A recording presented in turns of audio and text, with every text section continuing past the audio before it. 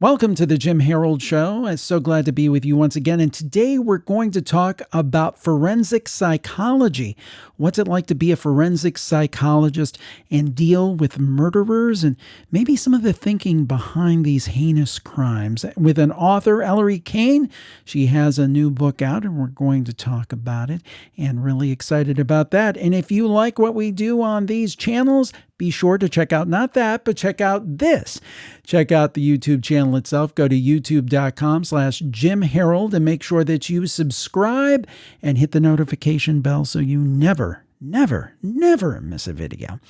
And today we are so glad to have with us a special guest. I am talking about Ellery Kane. She is the author of the new book, Watch Her Vanish.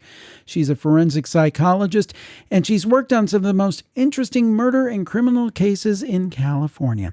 She spends her days evaluating violent criminals and opining about their violence risk.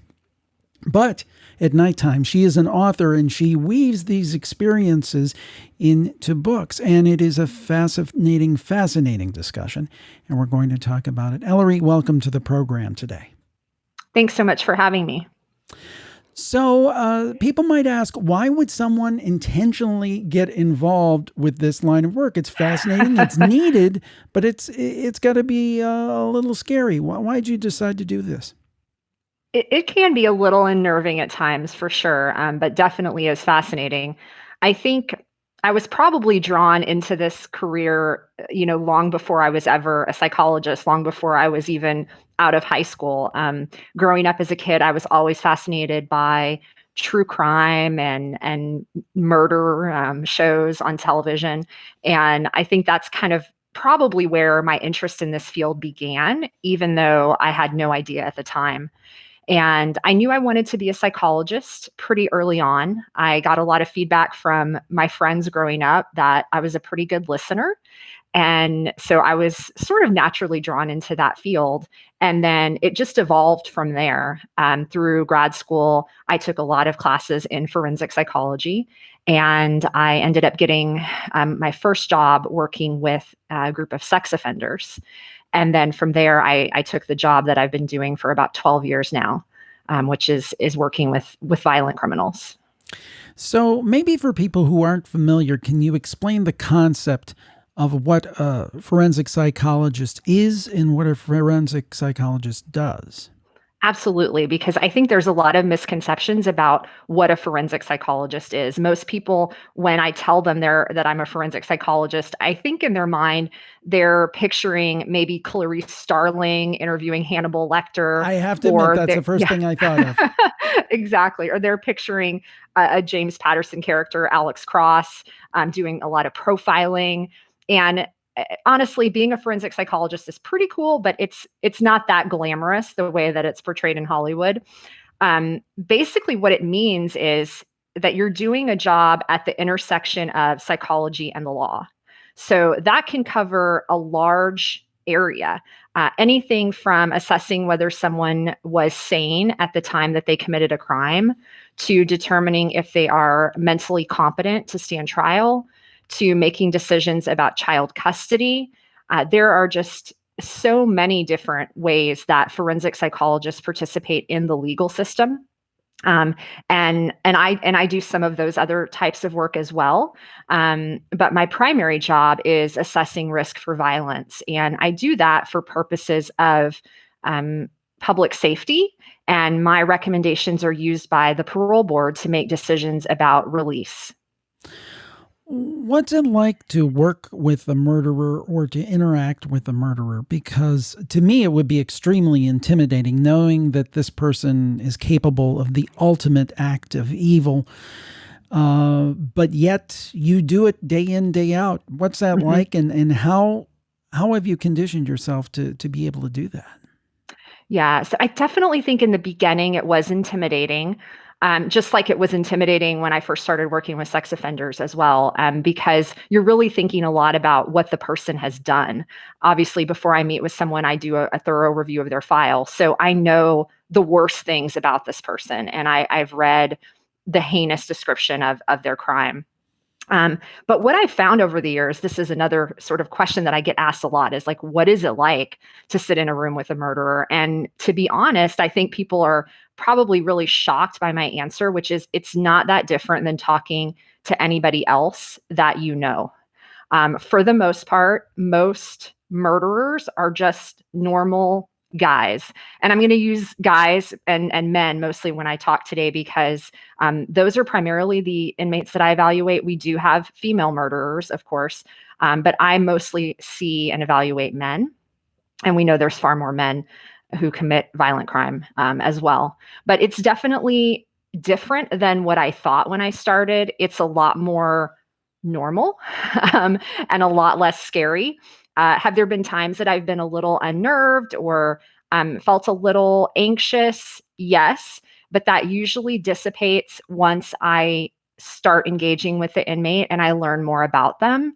I think what I found is that hearing someone's story and listening to someone's story from the beginning to the end, you can understand why they ended up where they are.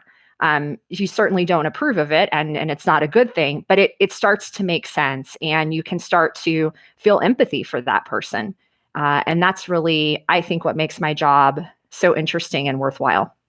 Have you ever feared for your physical safety doing this? Not typically. I will say there's kind of a funny story that I tell when I first started the job. So obviously, I had never been in a prison before, which most people have not. So my second month on the job, this was like my second assignment. And I got sent to Pelican Bay State Prison, which is up on the California-Oregon border. It's a supermax facility, which means that's where they send the highest risk inmates. And I knew that this was a big assignment because it's a scary place to go. And generally, a lot of the inmates that we evaluate there were placed in the security housing unit, which is called the SHU. And it's typically reserved for like the worst of the worst. These are guys who are still involved in gangs and just have a lot of disciplinary issues. So my supervisor asked me, do you want to go to Pelican Bay? And of course, second month on the job, I really felt like I couldn't say no. I had to do it. So of course I was like, yes, I'm excited. Send me there. So I make this 6-hour drive up to Pelican Bay, beautiful drive. It's a beautiful place. And I go in to meet with my first set of inmates. And the guard tells me that I will be fitted in a stab-proof vest. Wow. And yeah, at that That would point, get your attention. yeah, exactly. At that point, putting that vest on, I really did have the thought of, can I do this? Am I emotionally equipped to do this? Because generally, I'm a pretty friendly, low key person. I'm not super hardcore. So that was a little scary. And certainly when I went in the room, it got even scarier because I'm in my stab-proof vest, and in front of me, they call it a therapeutic module, which is just a nice way of saying a cage. And they bring in this most intimidating inmate you could imagine. Tall, muscular, tattoos, crazy hair, just a hard expression on his face.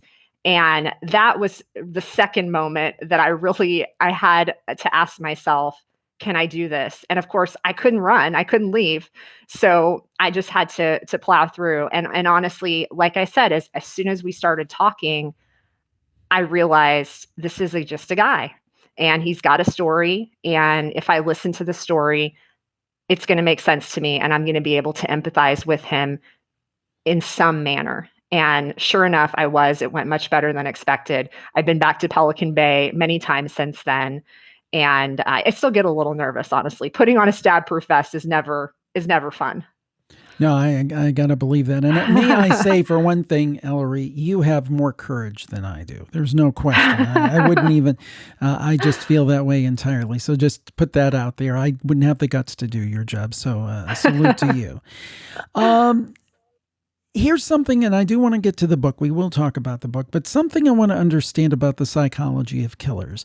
There's plenty of people in my life I've been angry with. Even sometimes, I hate to say, you could be envious of someone. Outside of self defense or defense of family, I still don't understand how someone can flip that switch and say, I want to kill somebody. And not only do I want to, I'm going to do it and then go ahead and do it. I mean, to me, Mhm. I can see momentary anger. I can see, somebody maybe getting in a fight, accidentally knocking somebody down and they hit their head. But first degree premeditated murder, I don't understand the thinking that goes behind that. What's the Mhm. difference? How can, and I'm sure it's different case by case, but where are some of the ways that people flip that switch and go to that level? Yeah, I think like you said, it is case by case, but there are certainly things that can disinhibit us or destabilize us. And usually what I see is that leading up to, and this is one of my favorite questions, it's something that I've added to my interview since I started the job. I always ask the inmates, what was going on in your life in the months leading up to the murder? And it's something that I added because what I realized is that they all have stressors, or it could be heavy substance use, or some critical event, or just general stress leading up to the crime, which I think is something that destabilizes people. So mental illness can be another one. And then I think there's always the makeup of the person, and that comes from kind of that nature versus nurture. It comes from both nature and nurture. Growing up, for me, I grew up in a two-parent family. I did not experience any abuse, neglect. I had a great childhood. And I know that that set me up for a different path in life that a lot of these inmates didn't have. And so I was taught how to manage anger. And I didn't witness people constantly fist fighting when they got angry or pulling out guns or knives when they got angry. I didn't walk outside and see dead bodies laying on the street from a gang shooting. So that can also be a factor. Some of these inmates have really grown up in environments that have promoted violence, encouraged violence, even rewarded them for violence. And many times they still see violence in that manner. So, I will talk to them about violence they've committed within the institution, and it can be a rewarding thing. They view it as something they're good at, like it gives them status, and it helps them to manage conflict in a way that they don't know how, without these other skills that hopefully they can learn while they're in prison. Now, most people, I would think, and again, this is just me putting my own feelings on it. If I had a job like yours, at the end of the day, I'd want to kick my feet up and watch movies about rabbits and puppies. And not Ellery, though. You write books, and they cover these themes, as with this latest one, Watch Her Vanish. First of all, why did you decide to become an author in your spare time? And then why did you decide to become an author who focuses on some of these same themes? Because some people would be looking to get away a little bit. Mhm. Yeah, I can absolutely understand that. I think my desire to be an author, it started very similar to my desire to be a psychologist, very early on in life. I have always loved writing, and I'm lucky that I get to do writing in my day job and my job as an author. I wrote a lot of stories as a kid. I started a few novels in high school that never went anywhere. And I was in love with writing at that age. I loved creative writing, and I actually have my minor is in English. Probably if I wasn't a psychologist, I would want to be an English professor. So I always had that love for creative writing. And when I became a psychologist, I was doing so much writing for my day job, which requires, the reports that I write can be anywhere from 12 to 17 pages. So those are quite lengthy. And I was putting so much effort into that I really thought I didn't have enough emotional energy to write creatively. And that was the story that I told myself for a few years, for many years. And then in 2014, I read a series and I thought to myself, I don't like the way that that ended and I want to do something better. And you know what? I need to pursue this passion of mine. What am I waiting for? And so I started writing in 2014, and now we're like 8 books later. And the decision to write thrillers, because I actually started out, I wrote a young adult series first. But the decision to write thrillers, it was pretty obvious. I mean, I have so much material. I love reading thrillers. And really, writing is very cathartic. I have all these stories and images and characters in my head, and being able to put them on the page and have some kind of mastery over them, and I get to create the ending. And I usually like a happy ending, so that really helps me cope with the stressors of my day job. So I'll kind of take the question that I asked you about yourself and ask about the broader population. I'm really interested in your answer because of your psychology background, being a psychologist. Again, we live in a tough world these days. There's a lot going on. We're in the middle of a pandemic. We've had in the States here at least, we've had an insane election, regardless of which way you fall on it. It's been wild, to say the least. Not a lot of happy news. But yet more and more people turn to true crime podcasts, true crime movies, true crime books. Why do we do this to ourselves? And I mean, I guess, for somebody who writes about these things, that's, even in the context of a thriller, that's a good thing. But why do we like these kind of stories, whether they're real life or they're fiction? Hmm. And I do it too. I love the true crime. I'm constantly binging those on Netflix as well. But I think it has to do with wanting to understand something about ourselves. For me, anyway, I think that's something that drew me into working with this population, and something that I always find interesting about working with this population. Being able to see the dark parts of other people help us to better understand the dark parts of ourselves and maybe be a little more accepting of them. So I think it has a lot to do with that, and just wondering about our own darkness, and maybe being able to explore it at a bit of a psychological distance helps us gain some control over that part of ourselves. Now, what about the question of psychopaths? I mean, if I remember correctly, the idea that there's no empathy there. Talk to us about that, because again, that's another thing. As a relatively well-adjusted person, I think, I can't imagine not having empathy for seeing somebody in pain, but yet there it is, Mhm. and there are people like this. Can you talk to us a little bit about that? Because I've always found that, while disturbing, fascinating. Yeah, totally agree. Um, you know, the interesting thing about psychopathy is that it has really exploded in interest. I am constantly seeing things on the internet, different quizzes you can take to, figure out if your spouse is a psychopath. Are you a psychopath? And it's pretty funny to me, because people really don't understand how rare psychopathy is. So there's estimates of about 1% of the population. I would say it's probably even less than that.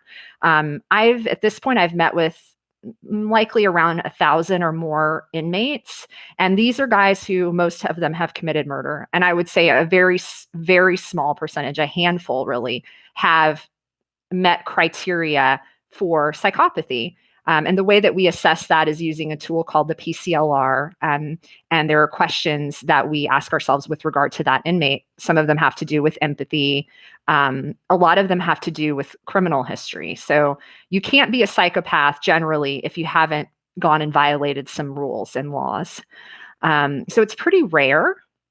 But I would say, in terms of psychopaths, we know from a lot of the recent research, there are actual differences in the brain. So there are problems with the connections between the centers of our brain that control empathy, and also the amygdala, where we regulate fear, because psychopaths really don't have as much fear and anxiety as us, quote unquote, normal people. Yeah, that's fascinating. I've never understood it. And, coming from someone like you with the background, it makes some more sense, but it's still hard to understand. Yeah. But I get it. It's a physical problem. It's a real problem. And Yeah, and it's I a think difference in the brain for and sure. we can't we still in some ways can't grasp it, but yet there it is. Tell us about this new book, Watch Her Vanish. What is the concept behind that? Well, I just wanted to show quickly. There you go. I like This is that. Watch Her Vanish, Excellent. with the creepy Excellent. trees.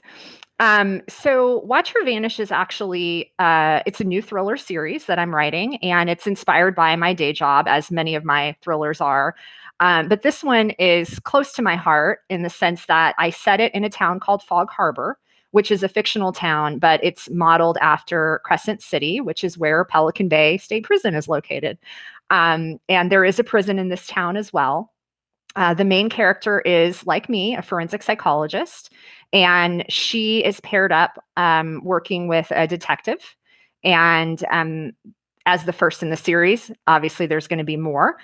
This particular book deals with a serial murder. There's a couple of women that have gone missing in the town, and all the clues point to a particular suspect. The only problem is he's already in prison. And so Olivia Rockwell, the psychologist, and Will Decker, the detective, have to figure out what's really going on here. Is this guy escaping from prison? Is it a copycat? Or is there something even more sinister afoot? One thing I'm curious about when you write a book like this, because I thought, well, maybe I could write about, because a lot of my shows are about the supernatural and those kind of things, as you can see from the background here. And I was wondering, it would be very cool to write a book about a paranormal investigating podcaster, but he would be thinner than me. He would be better looking than me. He would be smarter than me. I would find the answers to these mysteries. It would be like a souped up version of myself. Is it fun to play with that side? I'm not saying, I'm not saying you want to, I don't mean to cast any aspersions, if you know what I'm saying, but is it fun to play with the reality of life and kind of have it as a semi-autobiographical person, but make them like a super version of you? I mean, or do you do that? Is your main character have a lot of foibles? I mean, how do you play with that? Yeah, I think it's different for each book. I would say that there are definitely pieces of myself in all my characters, and there are probably pieces of people that I know in many of my characters as well. I don't really base characters on specific people, but I in my other series, it's called The Doctors of Darkness. I follow forensic or other types of psychologists in those books, and those psychologists are a little bit darker. Olivia Rockwell is kind of that super version, like the super psychologist. But those psychologists have some more darkness. So those are probably more of the darker parts of myself. And Olivia is more of a protagonist in that way. But yeah, for sure, there are definitely pieces of myself in her. And hey, who wouldn't want to try to, create kind of a super version of themselves, for sure. Now, the question of redemption. I mean, I have to admit that I've always been, if somebody commits a murder, lock them up and throw away the key kind of guy. I'm like, unless there's some extent to self-defense or something, I'm just kind of like, hey, you did this, I'm done with you. But on one hand, I can see that reaction. But on the other hand, it is kind of a cruel reaction because you don't want to become the thing that you, I don't want to say hate, but the thing that you despise. Mm-hmm. So what I'm saying is that, do you believe in interacting with murderers that there is room for redemption, not necessarily release from the prison population, but for personal redemption and maybe in some ways giving something back to society? Mm-hmm. I do. And that's been another part of my job that I didn't expect, honestly, to find it so rewarding and actually so optimistic. Like, working with murderers gives me hope, which is a weird thing to say. But it really does, because I can see how these men have changed. So the population that I work with are what we call lifers. So these are men who have been incarcerated for long periods of time, usually over 15 years, and many of them a lot longer. Most of the men that I work with are over the age of 50. And so they've gone through a lot of changes since they've been in prison. And that's been one of the really surprising parts of my job is to and honestly one of the great parts of my job is to see how these men can change over time and to really be a witness to that because I get to look at their file and see maybe how they started out in prison. Maybe they were getting into a lot of trouble, but then as they started to age and they started to participate in more programming, you can really see a change in their behavior. And then when you talk to them and you see a person that honestly, you can't even believe that the person talking to you is the person who did all these criminal acts when they were younger. That's a pretty cool process. And I actually, in that I'm evaluating these guys for release, I do believe that inmates who have achieved change and who have demonstrated that to the parole board should be released. If there's one thing about murder and murderers that the general population doesn't understand, that you've come to understand over these years in your job, what would that be? What would you want to tell people that you think that they just don't get? It's probably that, actually. I think that a lot of people believe that murderers like have a risk of high recidivism. So that if you let a murderer out of prison, he's going to go and murder again. And we know from research that murder is one of the lowest recidivism crimes. So generally, unless you're a serial killer, um, you are not going to commit more than one murder in your lifetime. And for the population that I work with, the lifers, the men who do get released are really like the cream of the crop because it's very difficult to gain release through the parole board. So these guys have even lower recidivism rates. And I think that the general public would be really shocked by that. But lifers, who many of whom have committed murder, when they get out on parole, they do very well. And actually, their rates of reoffending, committing a new felony, whether it be violent or nonviolent, is 1% or less. So very low as compared to the guys who you see coming in and out of prison constantly. Those are short-term inmates. They have about a 50% reoffense rate. It's interesting to me when you get in any field of work. You go to school and you learn X and you learn it from the books, and maybe there's some practical practice, but you really haven't done the job. What have you learned over these years that surprised you, even having your degrees and so forth? After you got into the field, what surprised you? Well, there's so many things. Gosh, it's hard. It's really hard to pick one. I think we've touched on a lot of them. One would be murderers are normal people. And I think we can even see that in a lot of the documentaries that we as a public are drawn to. A lot of these guys they look normal. And that's sort of part of It's the always draw the of guy next the door, interest. right? It's always the guy next door. Yeah. And that's the part of what makes it so interesting is understanding that we can present one way and yet have a whole nother world going on underneath. So that's certainly been a big thing that has surprised me. I did not expect that. I thought that, even though I knew it wouldn't be that way logically, you kind of think that a murderer should look a certain way and that you should be able to look at that person and know, gosh, that guy, he's capable of violence. And are there some of those that you look at and they look tough? Yes. But most of them, especially when they're meeting with me at this point in their lives, they kind of look like a grandpa, your grandpa. Now, obviously, what you do during the day makes you a better writer, I think, specifically when you're writing about these themes. What about being a writer, or how has being a writer impacted your day job? Hmm. That's a great question. I think that being a writer actually makes me a better forensic psychologist as well. Certainly, the reverse is true because I have such great material. But being able to have that catharsis, I guess, or that little bit of therapy through my writing, I think it keeps me fresh as a forensic psychologist. I know a lot of my colleagues do get burned out. And our job is difficult. We deal with a lot of difficult cases, and we obviously have to do a lot of writing, which can also lead to burnout.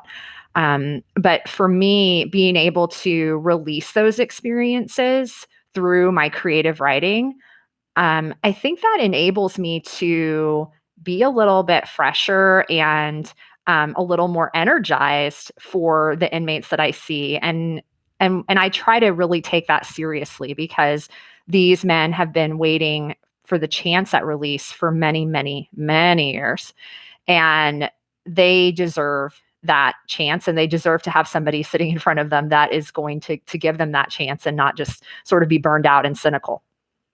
Do you ever feel that, and this just occurred to me, do you ever feel that an inmate sitting across from you, maybe up for parole, is telling you what he or she, or he in your case, it sounds like men, what you want to hear, that they're trying to, in so many words, play you? Does that ever Mhm. happen?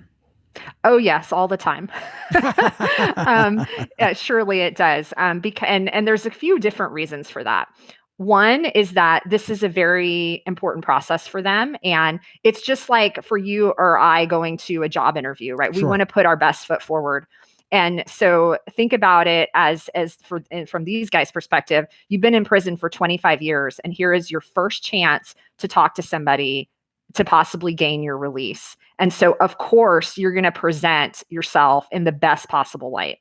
And that's why it's really important for me as a psychologist to make sure that I have done a thorough review of their file. So I don't just have the guy sitting in front of me telling me how great he is, but I also have the documents in the file that cover many different areas of his life over the course of the last 25 years. So he can tell me whatever he wants, but I'm going to go and look for the data to support that. And if I don't see the data, then I'm not going to buy the story. And there have been times, and there's been more than I can count, times that I have met with somebody. I had a case recently, met with an inmate who presented extremely well. And there are some that just they present amazingly well. Change is just exuding from them. And this was one of those guys. He had all the right answers. He had insight. He knew what to say. And yet his file told a different story. And it told the story that he was still very much involved in gangs. He was still ordering violence against other inmates. And so obviously I can't buy that person's story. I can't give them a low risk because their behavior is not supporting what they're telling me. Very interesting Mhm. indeed. Ellery, so the question at this point is, where can people find your writing, find this book, Watch Her Vanish? And I'd hold it up there again if you could so Okay. people can see it. We love the visual for our Yeah. audio listeners. But Ellery, tell us where we can find the book and also all of your other writing. So the best place, the central place to find all of my writing is on my website, which is ellerykane.com. And you can find all the links to purchase my books there. My books are all available on Amazon as well. And Watch Her Vanish is available on all retailers. So Barnes and Noble, iBooks, Google Play, Kobo. So you can find it there. And I've got book two is very close to being ready for pre-order. So it's a great time to start with book one, Watch Her Vanish. Ellery Kane, thank you so much for joining us. Certainly check out Watch Her Vanish. It's been a privilege. And after we're done here, Ellery, I'll catch back up with you after we wrap up here. And thank you for being on the show today. Sounds great. Thank you for having me.